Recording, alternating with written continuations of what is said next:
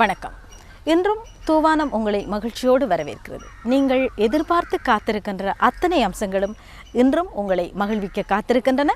வழமை போல் முதலில் மொழி நடனம் பார்ப்பதற்காக உங்களை அழைக்கிறோம்.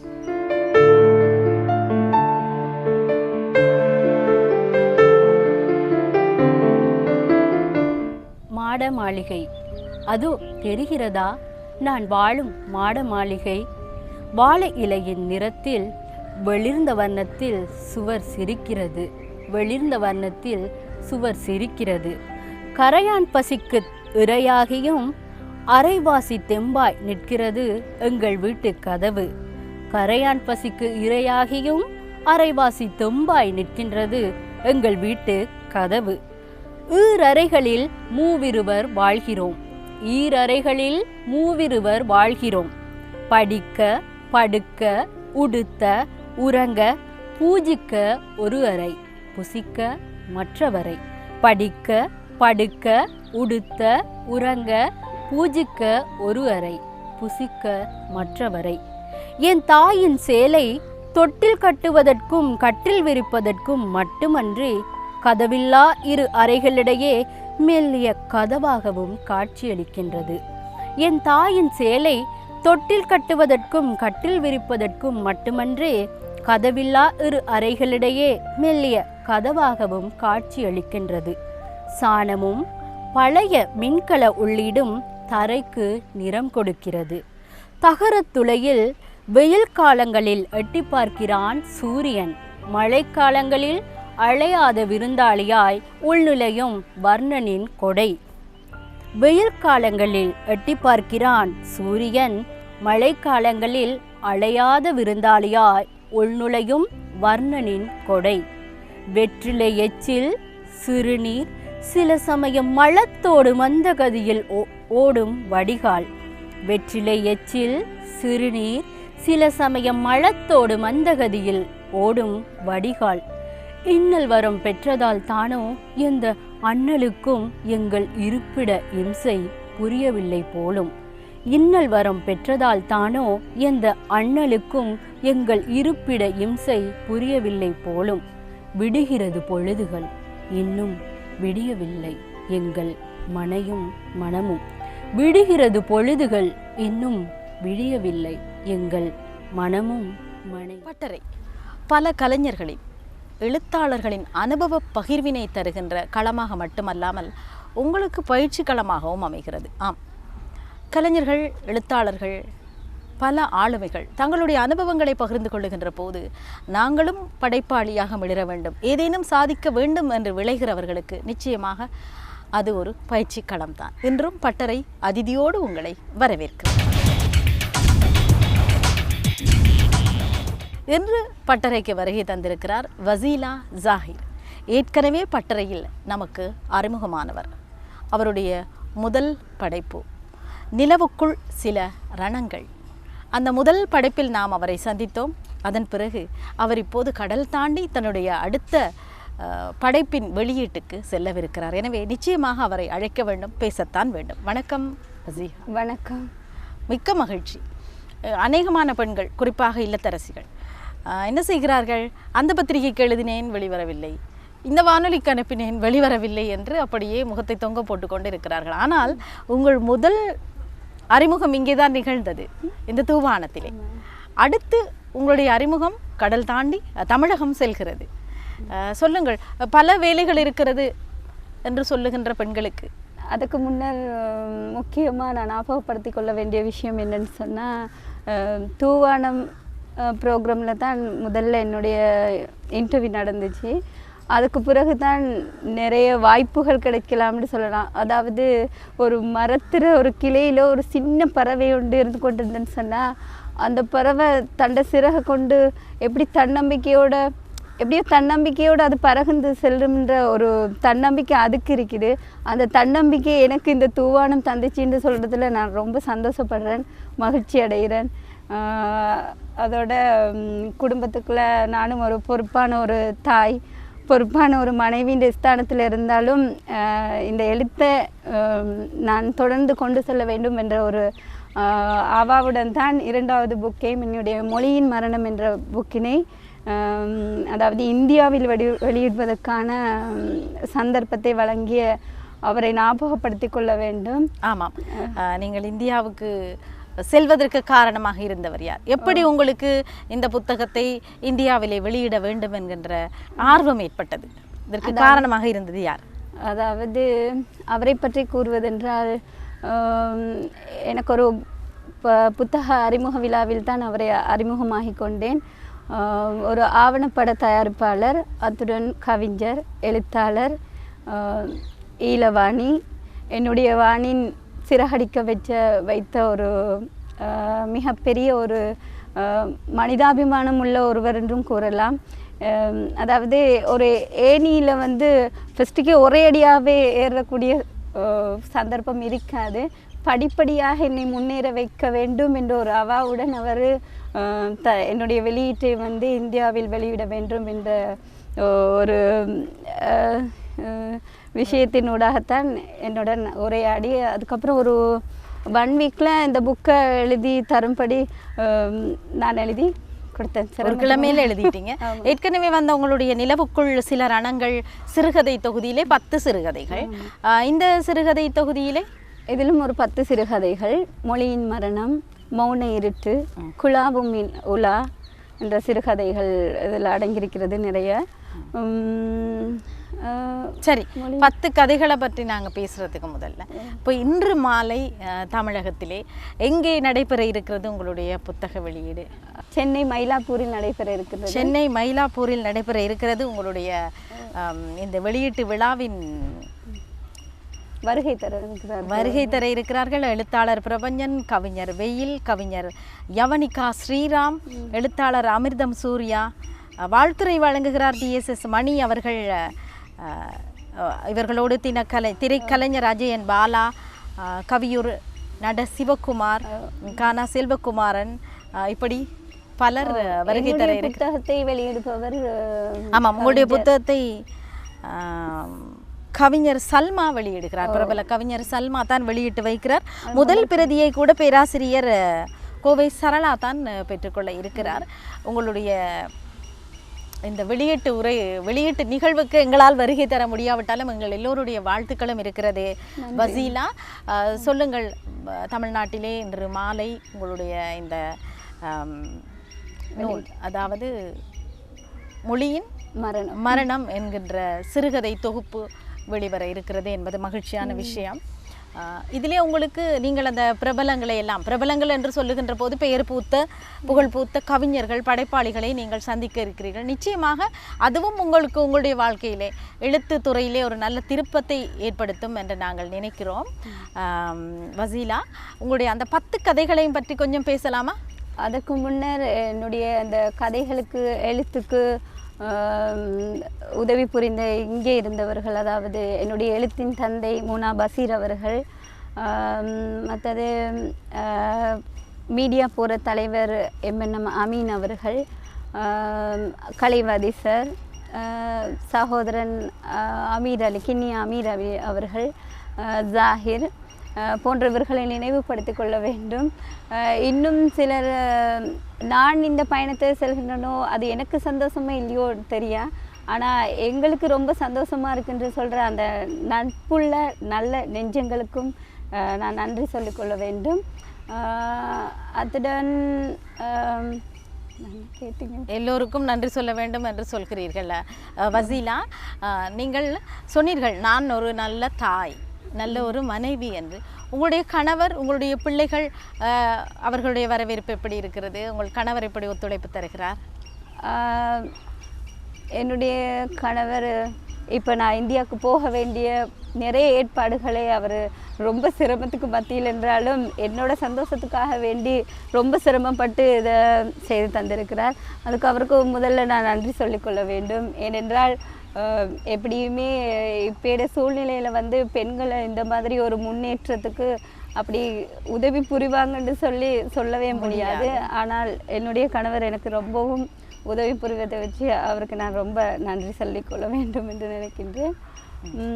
சொல்லுங்க, இனி உங்களுடைய அந்த கதைகளை பற்றி பார்ப்போம். மொழியின் மரணம் என்ற கதை வந்து எப்படின்னு சொன்னால், இப்போ நிறைய பேர் வந்து ஏமாற்றப்படுறதுல வந்து வித்தியாசமான ஏமாற்றங்கள் இருக்குது. அதாவது ஒரு சிலர் நேரடியாகவே ஏமாற்றப்படுறாங்க, இன்னும் சிலர் வந்து தெரியாமலே ஏமாந்து தான் ஏமாறுறமான்னு தெரியாமலே சில பேர் ஏமாந்து விடுவாங்க. ஆனால் என்னுடைய கதாநாயகி வந்து தன்னைத்தானே சேர்த்து கொள்கிற ஒரு சிற்பி மாதிரி. அதாவது அவளுடைய ஏமாற்றங்கள் வந்து ரொம்ப வித்தியாசமாக இருக்குது. அந்த வித்தியாசத்துக்குள்ளேயும் எவ்வாறு தன்னுடைய வாழ்க்கையை வந்து கொண்டு செல்ல வேண்டும், நிறைய பிரச்சனைகளுக்கு முகம் கொடுத்தாலும் ரொம்ப வித்தியாசமான முறைகளில் அதை கையாளுறது. அதான் என்ன சொன்னால் எல்லாரும் சொல்லுவாங்க வாழ்க்கை வந்து என்னது ஒரு விசித்திரமானது, வாழ்க்கை வந்து அப்படி இப்படின்லாம் சொல்லுவாங்க. என்னை பொறுத்தவரையில் சூழ்நிலைக்கு ஏற்ற மாதிரி அந்த வாழ்க்கையை வந்து அமைச்சு கொள்வது அதுதான் உண்மையானதாக இருக்க வேண்டும். அந்த மாதிரி ஒவ்வொரு சூழலுக்கு ஏற்ற மாதிரி அவருடைய அந்த கஷ்டங்களை வந்து அவர் எவ்வாறு முகம் கொடுத்து அதை செய்கிறார்ன்றது தான் மொழியின் மரணம்ன்ற மூலம் தொடர்ந்து வாசித்தால் அதை தெரிந்து கொள்ளலாம். அதே போல் குலாவும் முலா என்ற கதை, அதுவும் ஒரு சின்ன பிள்ளையோட ஒரு மனசை வச்சு, அதாவது அந்த மனசுக்குள்ளே எவ்வளோ ஆதங்கங்கள் இருக்கும், அந்த ஆதங்கங்களை வந்து பெற்றாராகி அவங்க வந்து புரிந்து கொள்ளாமல் அந்த குழந்தையை எவ்வாறு இருக்கிற தவிப்பு, அந்த குழந்தையின் தவிப்பு, அதை வச்சு குலாவும் முலான்ற ஒரு சிறுகதையும் அதில் அமைந்திருக்கிறது. அப்படி என்றால் பெண்கள் குழந்தைகள் சம்பந்தமான 10 கதைகள் தான் உங்களுடைய கதைகள் இருக்கிறது. இந்த ஏற்பாட்டு குழு பற்றிய விவரங்கள் சொல்ல முடியுமா? என்னுடைய ஏற்பாட்டுக்குழுன்னு சொல்கிறது வந்து எல்லாமே ஈழவாணின்னு தான் சொல்லணும். என்னென்னு சொன்னால் அவள் தான் என்னோட ரொம்ப சிரமப்பட்டு, அதாவது எனக்கு வாட்ஸ்அப்போ வைபரோ எதுவுமே இல்லை, ஆனாலும் ஃபோனில் அவவே கால் பண்ணி என்னோட கதைத்து என்ற கதைகளை வந்து திருத்தி அதுக்கான வடிவமைப்புகளை எல்லாம் கொடுத்து எனக்கு ஒவ்வொரு அட்வைஸ் தந்து என்னை க்ரியேட் பண்ணி கொண்டே இருக்கிற ஒரு நல்ல நண்பின்றும் சொல்லலாம், அதையும் மேலான ஒருத்தருன்னு சொல்லலாம். உங்களுடைய அந்த எழுத்து பணிக்கு அவர் தன்னால் இயன்ற உதவிகளை செய்கிறார். அவருடைய ஏற்பாட்டில் நீங்கள் அங்கே செல்கிறீர்கள். உங்களுடைய புத்தகங்களை இப்போ தமிழ்நாட்டிலும் பெற்றுக்கொள்ளலாம், இலங்கையிலும் பெற்றுக்கொள்ளலாம். உங்களுடைய பயணத்தை முடித்து வந்த பிறகு நிச்சயமாக அங்கேயும் விமர்சனங்களை இங்கேயும் விமர்சனம் என்று பல தரப்பட்ட விமர்சனங்களை நீங்கள் பெற்றுக்கொள்வீர்கள். அதன் பிறகான உங்களுடைய பயணத்துக்கு அது நிச்சயமாக உறுதுணையாக இருக்கும். இன்னும் சிறுகதையை படைக்க விரும்புகிறீர்களா, அந்த நாவல் எழுத வேண்டும், கவிதைகள் புனைய வேண்டும் என்கின்ற விருப்பத்தோடு இருக்கிறீர்களா? இன்னும் நாவல் எழுதணும்ன்ற ஒரு விருப்பத்தோடு இருந்து கொண்டிருக்கிறேன். இன்ஷா அல்லாஹ் அதுவும் கூடிய விரைவில் நடைபெறவிருக்கும் என்று நினைக்கிறேன். சரி, நீங்கள் நினைத்தீர்களா நான் தமிழ்நாட்டிலே என்னுடைய ஒரு புத்தகமும் வெளியாகும் என்ற ஒரு எண்ணம் உங்களுக்கு இருந்ததா? நான் கனவிலும் நினைக்கவில்லை. ஆனாலும் எனக்கு அந்த ஒரு கையில் வெற்றி, இன்னொரு கையில் திறமை இருக்கின்ற ஒரு தைரியத்தை தந்து என்னை வழி நடத்தி கொண்டிருக்கிற அந்த ஈழவாணிக்கு தான் நான் நன்றி சொல்லணும். அவத்தான் என்ற கனவுகளை கூட நனவாக்கியிருக்கிறார்னு சொல்லலாம். அதிலே நிச்சயமாக வசீலா உங்களுடைய முயற்சியை பாராட்ட வேண்டும். பிள்ளைகள் இருக்கிறார்கள், வீடு, கடமை, இதோடு நீங்கள் உங்களுடைய இந்த எழுத்தையும் தொடர்ந்து செல்கிறீர்கள். நீங்கள் அங்கே செல்லவும் முன் வந்திருக்கிறீர்கள். இது பாராட்டுக்குரிய விடயம். நாவல் எழுத போவதாக சொன்னீர்கள், இப்போதே எழுத ஆரம்பித்து விட்டீர்களா? ஆமாம், மரவாசி எழுத ஆரம்பித்து விட்டேன் இப்போதே. அது என்ன மாதிரி? அதுவும் இந்த மாதிரி பெண்கள் சார்ந்து குழந்தைகள் சார்ந்ததா? ஆமாம், பெண்கள் சார்ந்தது தான். அது ஒரே வரியில பதில் சொல்லிட்டீங்களே வசீலா. சரி, உங்களுடைய வேறு ஈடுபாடுகள்? நாங்கள் நினைக்கிறேன் நாங்கள் கடந்த நிகழ்ச்சியில் நாங்கள் உங்களுடைய பாடசாலை வாழ்க்கை பற்றியெல்லாம் படிச்சிருக்கிறோம். இப்போவும் நீங்கள் ஒரு ஆசிரியை, அந்த பாடசாலை சூழல் பற்றி? முக்கரமா நீர்கொழும்பு முக்கரமா இன்டர்நேஷ்னல் ஸ்கூல், அதில் ஓ லெவல் பிள்ளைகள் தமிழ் ஆசிரியராக நான் இருக்கிறேன்.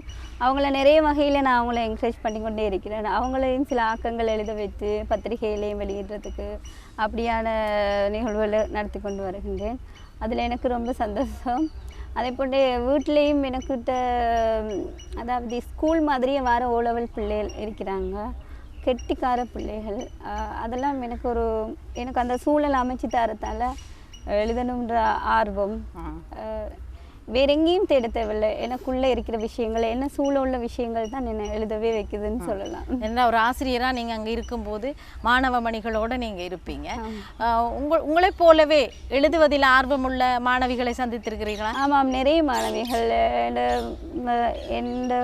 அதாவது பானுன்னு சொன்ன ஒரு பிள்ளை உண்டு, அடுத்தது ஜம்ருத்துன்னு சொன்னாங்க. அவங்க 2 பேரும் எழுதணும்னு ஆர்வத்தில் நிறைய ஆக்கங்கள் எழுதி வெளிவந்தும் இருக்கிறது நவமணி பத்திரிகையில். அதை நான் ரொம்ப சந்தோஷப்படுறேன்னு அதை நினச்சேன்.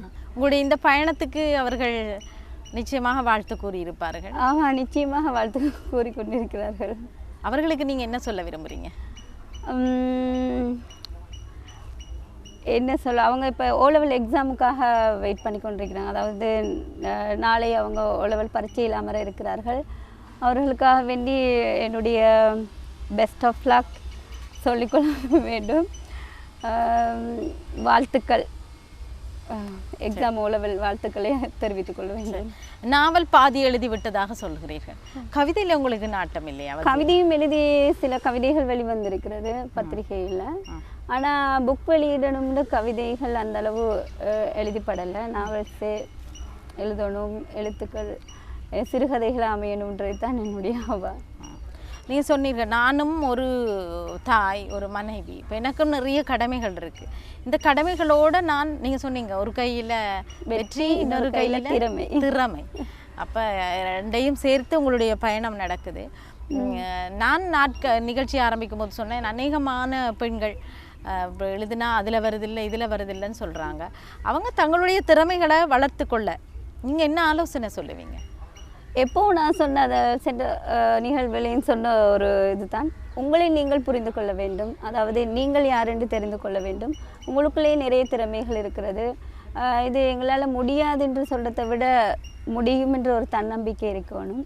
அந்த தன்னம்பிக்கையை உங்களை ரொம்ப உயரத்துக்கு கொண்டு போகலாம்னு சொல்ல நினைக்கிறேன். உங்களை கொண்டு வந்திருக்கிற மாதிரி தன்னம்பி. ஏனென்றால் முதல் நிகழ்ச்சியிலே, எங்களுடைய தூவானம் நிகழ்ச்சியிலே ஒரு புது முகமாக உங்களை நாங்கள் அறிமுகம் செய்தோம். இப்போது நீங்கள் தமிழகத்திலே ஒரு உங்களுடைய சிறுகதையை தொகுதியை வெளியிடுகின்ற ஒரு சிறுகதை ஆசிரியராக அறிமுகமாக இருக்கிறீர்கள். இன்னும் உங்களுடைய உயர்ந்து செல்லுகின்ற படிகளிலே நாங்களும் உங்களோடு இணைந்து உங்களை அறிமுகப்படுத்த வேண்டும். வேறு என்ன எங்களுடைய நேயர்களுக்கு சொல்ல போகிறீர்கள் வசீலா? எனக்கு இந்த வாய்ப்பினை அளித்த தூவானம் ப்ரொடியூசர் அவர்களுக்கும் உங்களுக்கும் எனது மனமார்ந்த நன்றியை தெரிவித்துக் கொள்வேன். ஏன்னா இந்த மாதிரியான ஒவ்வொரு நிகழ்வுகள் தான் எங்களையெல்லாம் ரொம்ப உயரத்துக்கு கொண்டு போகிறது. ஏன்னா இந்த நிகழ்ச்சியில் பார்த்தப்புறம் இவங்களை எங்கேயோ கண்டமாய் ஞாபகம் இருக்குதே அப்படின்னு எல்லாம் சொல்கிறதுக்கு அப்படி வாய்ப்புகளை அளிக்கிற இந்த தூவானம், இப்படி ஒரு ப்ரோக்ராம் வந்தால் தான் மற்றவங்களுக்கு எங்களையே தெரியுது. உங்களை தேடி வரும்போது தான் நான் இன்னும் சாதிக்க வேண்டும் என்கின்ற ஒரு விருப்பம் உங்களுக்கும் ஏற்படும். அதுக்கு இப்படியான களங்கள் அமைய வேண்டும் என்றுதான் நிச்சயமாக. நாங்கள் மூத்தவர்களை மட்டுமல்ல, இளைய படைப்பாளிகளையும் திறமையுள்ளவர்களை இனங்கண்டு அவர்களை அறிமுகம் செய்கிறோம். அதற்கு எப்போதும் பின்னிற்பதில்லை. மிக்க நன்றி வசீலா சாஹிர், இங்கே வந்து உங்களுடைய 2வது நூல் வெளியீடு பற்றி கூறியதற்கு. உங்களுடைய இந்திய பயணம் சிறப்பாக அமைய வேண்டும், அங்கே நூல் வெளியீடு வெற்றிகரமாக இடம்பெற வேண்டும் என்று நாங்களும் பிரார்த்தித்து உங்களை வழி அனுப்பி வைக்கிறோம். நன்றி, வணக்கம். நன்றி. என்று துவானத்திலே பட்டறைக்கு வருகை தந்தவர் வசீலா சாஹிர். அவருடைய நூல் வெளியீடு இன்று மாலை தமிழகத்திலே இடம்பெற இருக்கிறது. வாழ்த்து கூறி அவரை வழி அனுப்பி வைத்துவிட்டு நாம் அடுத்த அம்சத்துக்கு செல்வோம். அதற்கு முன் ஒரு சிறிய இடைவேளையை எடுத்துக்கொள்வோம். துளி தந்த குறுந்திரைப்படம். நானும் ஒரு குறுந்திரைப்படத்தை தயாரிக்க வேண்டும் என்கின்ற ஆர்வத்தை உங்களுக்குள் ஏற்படுத்தி இருக்கும் என்ற நம்பிக்கையோடு நாங்கள் ஒரு சிறிய இடைவேளையை எடுத்துக்கொண்டு மீண்டும் இணைந்திருக்கிறோம். இனி நாம் உங்களை அழைத்து செல்வது நூலகத்துக்கு. நூலகம் ஒரு நல்ல நூலை மட்டுமல்ல, ஒரு நல்ல நண்பனையும் உங்களுக்கு அறிமுகம் செய்கிறது.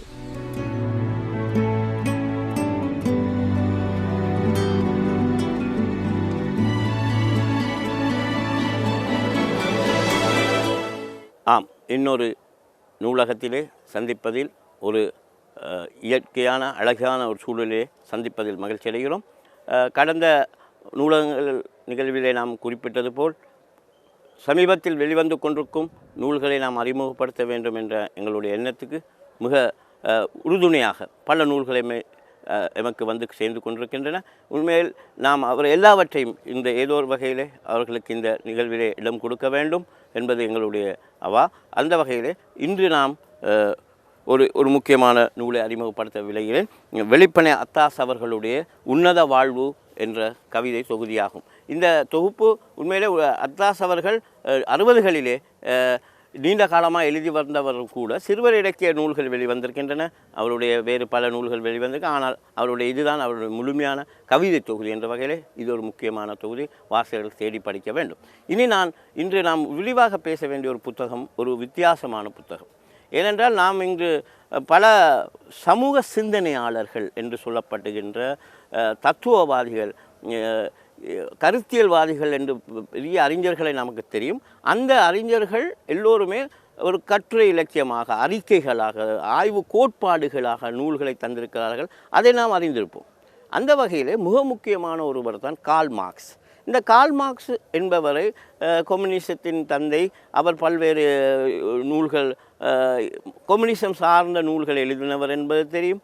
அவர் பல மூலதனம் என்ற மிக முக்கியமான கம்யூனிசத்தின் அறிக்கை என்று போன்றவர்களை உருவாக்கியவர் அவருடைய நண்பர் ஏங்கல்ஸோடு சேர்ந்து. ஆனால் அவர் ஒரு கவிஞர் என்பது கூட கணப்பேருக்கு தெரியாத ஒரு செய்தியாக இருந்தது. இந்த வகையிலே கார்ல் மார்க்ஸ் ஆங்கிலம் வழி எழுதிய கவிதைகளை இங்கே தமிழில் மொழியாக்கம் செய்து சி. குமாரலிங்கம் அவர்கள் இலங்கையிலே பதிப்பித்திருக்கிறார். உண்மையிலே இது ஒரு மிக சிறப்பான முயற்சி. கார்ல் மார்க்ஸ் எழுதிய கவிதைகள் ஆங்காங்கே தமிழ்நாட்டிலும் இலங்கையிலும் சிறு சஞ்சிகையில் வெளிவந்திருக்கக்கூடும். ஆனால் ஒரு நூலாக நான் நினைக்கின்றேன், நான் அறிந்த மட்டிலே இந்த கார்ல் மார்க்ஸ் எழுதிய கவிதைகளை ஒரு நூலாக வெளிவந்திருப்பது இதுதான் முதல் தடவைன்னு நினைக்கின்றேன். இந்த கார்ல் மார்க்ஸ் உதாரணமாக மாசே தூங்க எடுத்துக்கொண்டால் அவருக்கு நல்ல கவிஞர் என்று எல்லோருக்கும் தெரியும். அவருடைய கவிதைகள் எல்லாம் நூலுருவம் பெற்று தமிழிலே மொழிபெயர்க்கப்பட்டிருக்கின்றன. ஆனால் கார்ல் மார்க்ஸ் எழுதிய இந்த கவிதைகள் என்பது மிக முக்கியமான ஒரு புதிய ஒரு செய்தியாகவும் இந்த கவிதை ஆர்வம் மிக்கவர்களுக்கு, கம்யூனிச தத்துவத்தில் ஈடுபாடு கொண்டவர்களுக்கு இது நல்ல ஒரு ஏனென்றால் பொறுத்தவரையில் கம்யூனிசத்தை பொறுத்தவரையில் கம்யூனிஸ்டுகளை பற்றி, கம்யூனிஸ்ட் படைப்பாளிகளை பற்றி, மார்க்சிய படைப்பாளிகளை பற்றி ஒரு குற்றச்சாட்டு இருக்கிறது. அல்லது அவர்கள் ஒரு பிழையான பழியை ஒன்றை சுமத்துவார்கள். என்னென்றால் அவருடைய இலக்கியங்கள் அழகியல் இல்லை என்று. இந்த அழகியல் என்ற விஷயம் மார்க்சிய அழகியல் என்று தனியாக ஆய்வுகள் செய்யப்பட்டிருக்கின்றன. ஆகவே இந்த அழகியல் இல்லை என்று சொல்லுகின்ற இந்த குற்றச்சாட்டு என்பது படுபிழை என்பது தான்.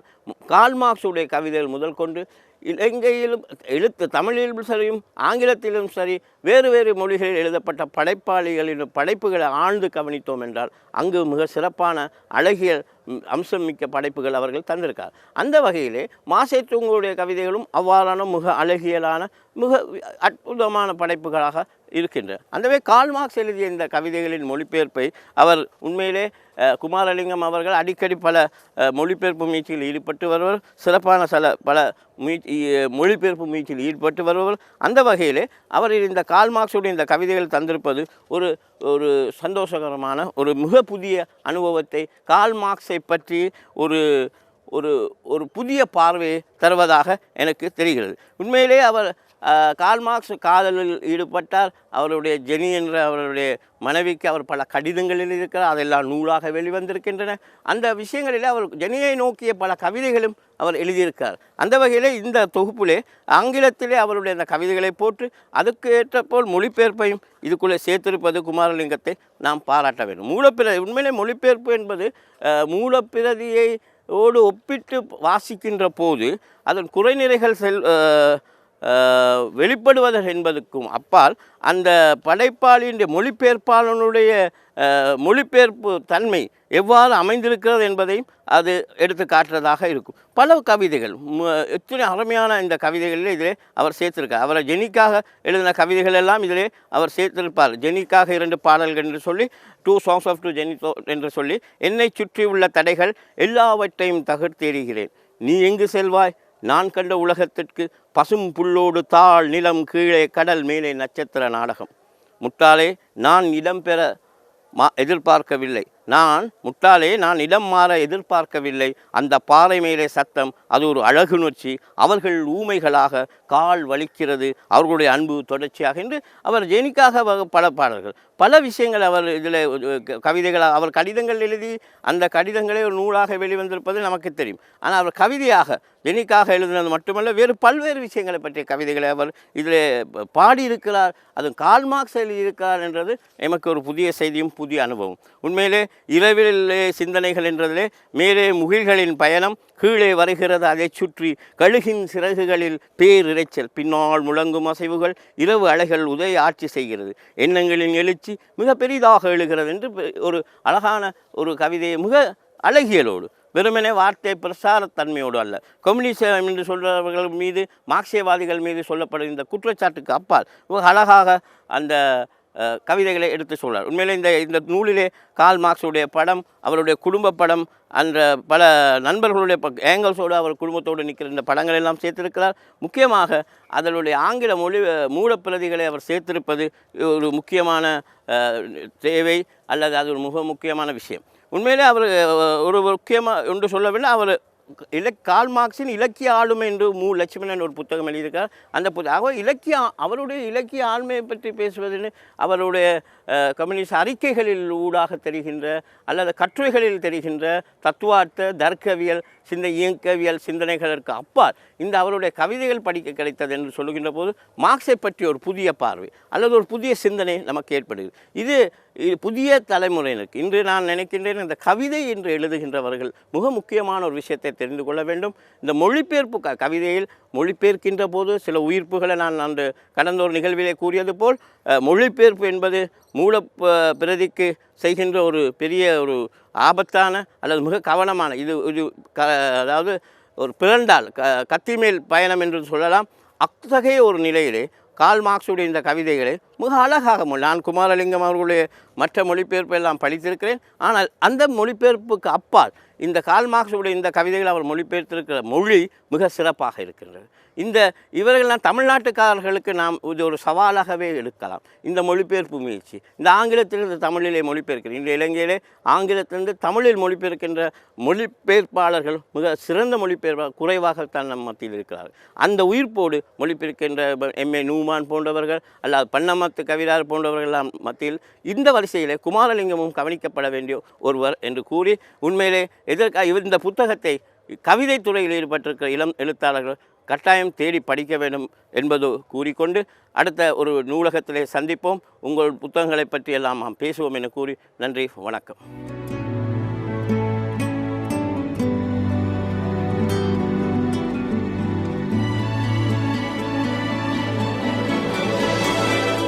வாசிக்கும் ஆர்வத்தை உங்களுக்குள் தூண்டியிருக்கும் என்கின்ற நம்பிக்கையோடு நூலகத்திலிருந்து நாம் வெளியே வருகிறோம். மீண்டும் அடுத்த வாரம் சந்திப்போம். இப்போது விடைபெறுகிறோம். நன்றி, வணக்கம்.